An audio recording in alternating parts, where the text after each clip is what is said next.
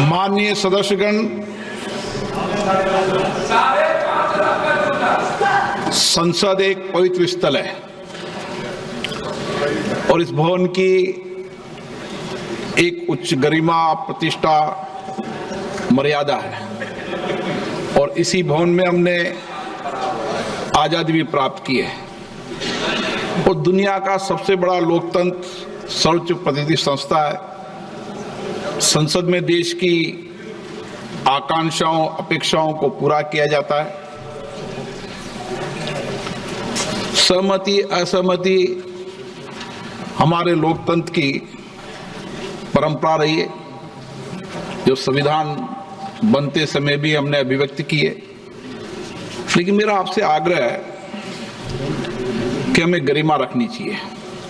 पिछले कुछ दिनों से मैं देख रहा हूं संसद परिसर में जिस प्रकार के प्रदर्शन किए जा रहे हैं, जिस प्रकार के नारे, पोस्टर, मुक्तों का प्रयोग किया जा रहा है, वह सिर्फ न अशोभनीय है बल्कि हमारी नियम प्रक्रियाओं, संसदीय परंपराओं के अनुरूप भी है। मुझे बड़े अफसोस के साथ कहना पड़ रहा है, इसमें प्रतिपक्ष के बड़े नेताओं का आचरण व्यवहार भी संसदीय मर्यादा के अनुकूल नहीं है। माननीय सदस्यों, मेरा आग्रह है, चाहे सत्ता पक्ष हो चाहे प्रतिपक्ष हो, सत्ता पक्ष हो चाहे प्रतिपक्ष हो, आप बैठिए, आप मेरी बात पूरी सुनिए, आप मेरी बात, चाहे सत्ता पक्ष हो चाहे प्रतिपक्ष हो, सभी दल के लोग संसद की गरिमा, परंपरा, मर्यादा, प्रतिष्ठा को बनाए रखें। मर्यादित गरिमा आचरण रखेंगे तो जनता में एक ठीक संदेश जाएगा, सकारात्मक संदेश जाएगा। इस लोकतंत्र के मंदिर के प्रति लोगों की बहुत आस्था, विश्वास है। 75 वर्ष में हमने इसी चर्चा, संवाद, असहमति, तीखी आलोचना, ये सब इस सदन में हुए हैं, जो यहाँ की परंपराएं भी रही है।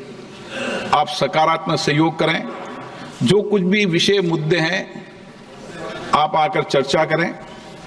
सत्ता पक्ष से प्रतिपक्ष के लोग आपस में बैठकर चर्चा करें, सदन को चलाने का प्रयास करें।